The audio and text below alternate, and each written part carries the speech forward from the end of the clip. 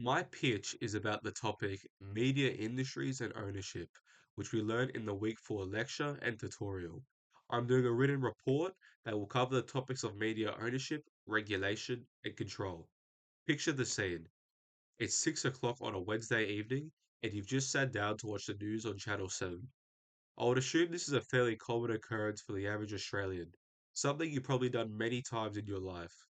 I don't know about you, but it's certainly a tradition in my household to put the news on in the background when we're eating dinner. However, have you really considered the behind the scenes of the news?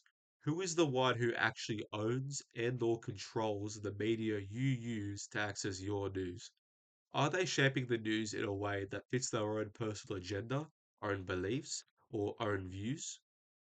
Are they twisting the narrative, making something seem worse than it actually is? Or are they doing the complete opposite, making something seem better than it actually is?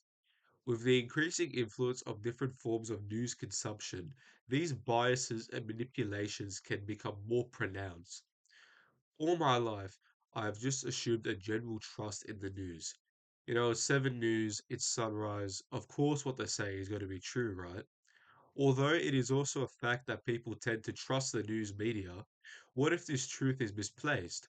What if the version of the truth you're seeing is only one side of the story, carefully selected, edited, and delivered by those who hold the power to do so? That's what I'm ultimately trying to discover with this report. Who owns your media? Who controls what we see? And ultimately, who controls what we believe? Our report will be structured around three key arguments. Firstly, the concentration of media ownership in Australia and the impact it has on a democratic discourse. Secondly, the effectiveness of current regulatory frameworks. And thirdly, the historical context of the influence that the media has on public perception. These points will help me unravel who actually controls the media landscape and how that control shapes who we as Australians believe.